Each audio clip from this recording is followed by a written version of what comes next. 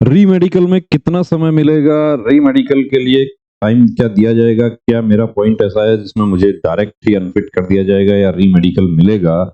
Army का जो rally recruitment होता है उसके मेडिकल से हमारा एसएससी, जीडी, सीएपीएफ का मेडिकल कितना डिफरेंट होता है, यही सब बात करेंगे। तो हेलो फ्रेंड्स, स्वागत है आपके अपने यूट्यूब चैनल गायत्री ऑफिशियल में। आपका मेडिकल क्यों इंपॉर्टेंट है? मेडिकल इंपॉर्टेंट इसलिए है कि इसमें बहुत सारे पॉइंट्स तो ऐसे हैं कि जो जानकारी के अभाव में कैंडिडेट्स अनफिट हो जाते हैं, और अनफिट हो गए या कहें कि अनफिट होने के बाद टाइम नहीं मिला। तो एमएच की यदि हम बात करते हैं कि एमएच लग गया, अब एमएच लग गया, एमएच एक्चुअली बोला जाता है मिलिट्री हॉस्पिटल, जो हमारे आर्मी, नेवी, एयरफोर्स के जो मेडिकल होते हैं उसको बोला जाता है। सीएपीएफ का बहुत अच्छा काम कर दिया, चेंज कर दिया गाइडलाइन 2021 में, और सीएपीएफ में री मेडिकल भी साथ ही होता है, सेम सेंटर पर ही हो रहा है अभी, चाहे वो एसएससी जीडी हो या हमारा सीआरपीएफ टेक्निकल ट्रेड्समैन के मेडिकल अभी होने हैं या एसएसबी के होने हैं।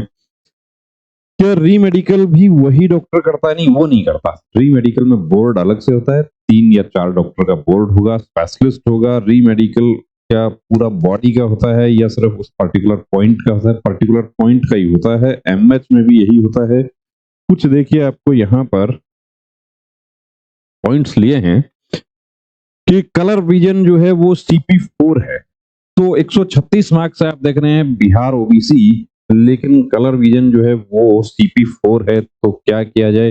हताश होने की जरूरत नहीं है। कलर विजन CP4 आप प्रैक्टिस करके बिल्कुल उसको 3 कर सकते हैं। अब प्रैक्टिस कैसा करना है? ब्रेन मूविंग उसी को कहा गया है कि जिस तरीके से एक अनपढ़ आदमी नोटों की पहचान करता है, उस तरीके से आप रंगों की वो जो प्लेट्स हैं उसको पहचान करना सीख जाएं, वही ब्रेन मूविंग। और रेस्पॉन्ड टाइम आप थोड़ा सा अपना कम कर लेते हैं, आप 4 की जगह 3 हो जाते हैं।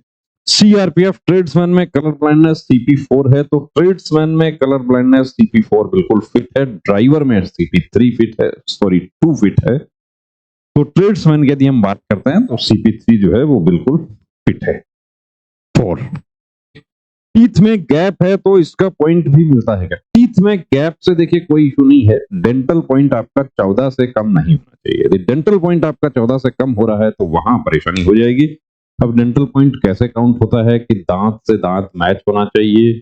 मोलर की यदि हम बात करें तो मोलर जो है उसका 2 नंबर मिलता है, तो जिसका 3 मोलर टीथ है उसके 6 और 6 12 तो मोलर से ही हो गए, और उसके बाद में 2 और दांत यदि मिल रहे हैं तो काम हो जाता है।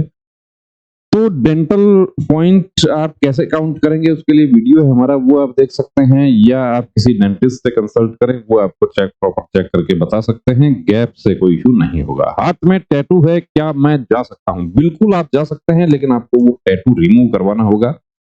हाथ के टैटू के साथ आप फिट हो जाएं, ये देखिए सीएपीएफ में तो पॉसिबल नहीं। कुछ हमारे कैंडिडेट्स थोड़ा सा गलतफहमी हो जाती है कि आर्मी में वो टैटू अलाउ हो गया था, लेकिन अब एसएससी जीडी का मेडिकल है या सीआरपीएफ ट्रेड्समैन का है, उसमें क्या होगा? तो वो टैटू सीआरपीएफ ट्रेड्समैन में आपको परेशानी कर देगा।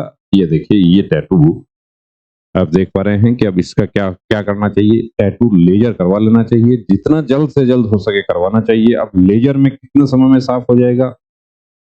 क्या एक सिटिंग में साफ हो जाता है? देखिए, इस तरीके के छोटे टैटू जो हैं वो एक सिटिंग में साफ हो जाते हैं। एक नहीं तो मैक्सिमम 2 सिटिंग, यानी कि 7 दिन में आपका टैटू इतना हल्का हो जाता है। और आप लेजर करवा के जा रहे हैं तो बोर्ड भी उसको थोड़ा सा देखिए आपके लिए लीनियंसी रख लेता है कि ठीक है, साफ करवा लिया है, अब ये धीरे धीरे इंक निकल जाएगा। और इंक निकल जाता है, निशान रह गया है, उस स्थिति में भी आप फिट हो जाते हैं। ये देखिए, इनकम्प्लीट रिमूवल है, ये टैटू पूरा साफ नहीं हुआ है, तो इसमें परेशानी हो जाएगी। यहां पर देखिए, हैरी न्यूअस क्या होता है? जैसा तिल का निशान होता है या मोल जिसको आप बोलते हैं, वो थोड़ा सा बड़ा हो जाए, साइज में आधा इंची 1 इंची तक चला जाए, वो स्थिति है ये। और उसपे बालों की ग्रोथ जो है वो बहुत ज्यादा हो जाती है। ये आप देख रहे हैं, ये है हैरी निवास। अब ये एमएच लग गया, एमएच में क्या होगा? क्या ये फिट हो पाएंगे या इसका कोई इलाज है? इलाज तो उसका है कॉस्मेटिक में, लेकिन जनरली छोटे नेवस जो है वो फिट हो जाते हैं। बड़ा है, बहुत बड़ा, 2-3 इंची से ज्यादा का है, तो वो परेशानी करता है। तो उस स्थिति में क्या करना चाहिए? वो है जन्म से है वो, कि किसी तरह कोई स्किन डिजीज नहीं है, तो फिट हो जाता है।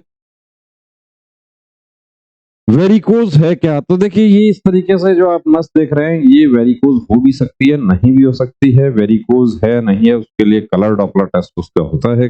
आपको पॉइंट भी मिलता है, तो पॉइंट में भी ऐसा नहीं है कि आपको अनफिट कर दिया जाए direct.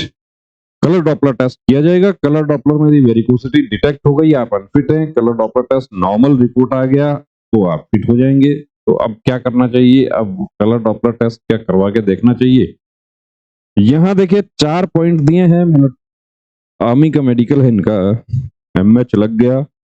Surgical scar post appendicectomy scar, appendix का सर्जरी हुआ था, तो सर्जरी हुआ है तो स्कार तो रहेगा। अब कितना पुराना स्कार फिट हो जाता है? 6 महीने पुराना सर्जरी बिल्कुल फिट हो जाता है।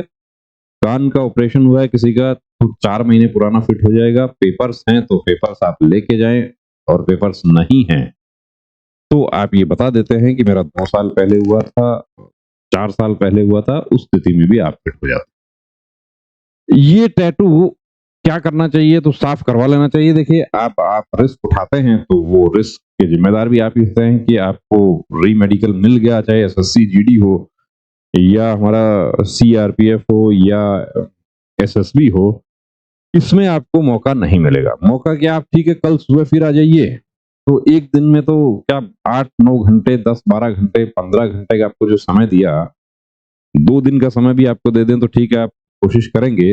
लेकिन ये भी जरूरी नहीं है कि आपका जहां मेडिकल हो रहा है वहां आसपास आपको कोई लेजर रिमूवल मिल जाए, और मिल जाए तो ओवरनाइट यदि करेगा तो कितना पैसा लगेगा वो भी आप समझ सकते हैं।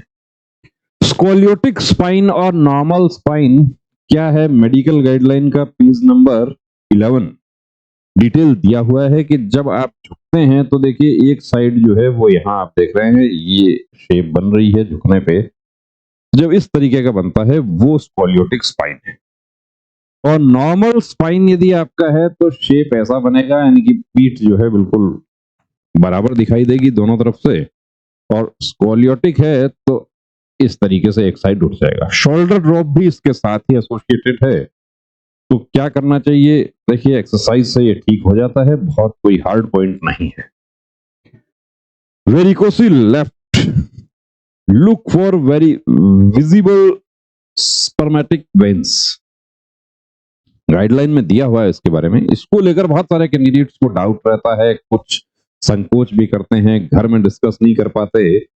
तो आपको यदि डाउट लगता है तो देखिए अपने परिवार में किसी से संपर्क करें उसके बारे में, और सर्जन डॉक्टर को दिखाएं, क्योंकि इसके साथ आप परेशानी में पड़ जाएंगे।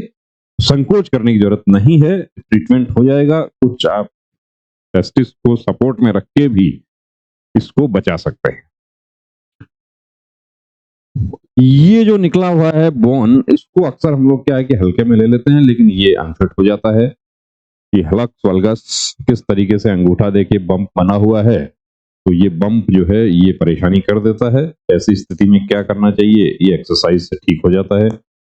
कुछ ऐसे पॉइंट्स होते हैं जो कि बिल्कुल ही अनफिट है। एम्पुटेशन, देखिए कटा हुआ है उंगली, अब कटा हुआ है, हड्डी भी कटा हुआ है, नेल नहीं है, आप देख पा रहे हैं, ऐसी स्थिति में अनफिट है। फोर्सेज में ऐसी स्थिति में आपको एंटरटेन नहीं किया जाएगा। तो क्या करना चाहिए? यदि ऐसा पॉइंट है तो फिर फोर्सेज में जाने की बजाय आपको कोशिश करनी चाहिए कि आप सिविल जॉब की तैयारी करें तो ज्यादा अच्छा रहेगा। तो अब आपका पॉइंट का कैसे पता चलेगा? आपका देखिए, पॉइंट का पता तभी चलेगा आपको कि जब या तो आप कहीं भर्ती में जाएं और वहां पर आप एमएच लगवा लें, और उसके बाद री मेडिकल में भी आप फिट हो गए, बहुत अच्छी बात है, लेकिन री मेडिकल में भी आप जेन्युइन पॉइंट है तो आप बाहर हो जाते हैं। उसके बाद आप ट्रीटमेंट करवाते हैं, या आपको पहले से अपना प्री मेडिकल चेकअप आपको करवाना चाहिए। कंप्लीट प्री मेडिकल चेकअप की सुविधा हमारे सेंटर पर उपलब्ध है, उसके लिए डिस्क्रिप्शन में नंबर दिया है, यहाँ पर भी देखिए नंबर दिया हुआ है। इस नंबर पर आप अपॉइंटमेंट के लिए कॉल कर सकते हैं। अब आप कट ऑफ जानना चाहेंगे या दूसरी किसी बात के लिए आप कॉल करेंगे तो शायद हो सकता है कि इस पर आपको एंटरटेन नहीं किया जाए, क्योंकि ये नंबर उन कैंडिडेट्स के लिए है जो हमारे सेंटर पर विजिट करना चाहते हैं। विजिट करते हैं तो लोकेशन वगैरह शेयर करने के लिए, फी डिटेल वगैरह के लिए। तो देखिए दोस्तों, अब ये आपको तय करना है कि आपको डायरेक्ट जाकर रिस्क उठाना है या मेडिकल चेकअप करवा के जाना चाहिए। जो फ्रेश कैंडिडेट्स हैं, ये वीडियो उनके लिए है, क्योंकि जो एक बार मेडिकल दे चुके हैं उनको पता है बॉडी में क्या पॉइंट है। और क्या मैं अभी फिट हुआ हूं 2 महीने पहले आईटीबीपी में, लेकिन मेरिट में नहीं आया, क्या मेरा वो सर्टिफिकेट काम आ जाएगा एसएसबी में या सीआरपीएफ में? नहीं, वो सर्टिफिकेट आपका उस स्थिति में काम आएगा जब आप हाई कोर्ट करते हैं। और हाई कोर्ट भी देखिए अभी क्या है कि फोर्सेस की तरफ से भी उसको बहुत अच्छे से डिफेंड किया जाता है। तो ऐसा नहीं है, पहले जो 2018 में जो हाई कोर्ट से जिस तरीके से कैंडिडेट्स को रिलीफ मिला था, उस तरीके का रिलीफ अभी कम मिल रहा है। रिट पिटीशंस जो हैं वो डिसअलाउ भी हो रही हैं। तो बने रहिए दोस्तों चैनल के साथ। जय हिंद।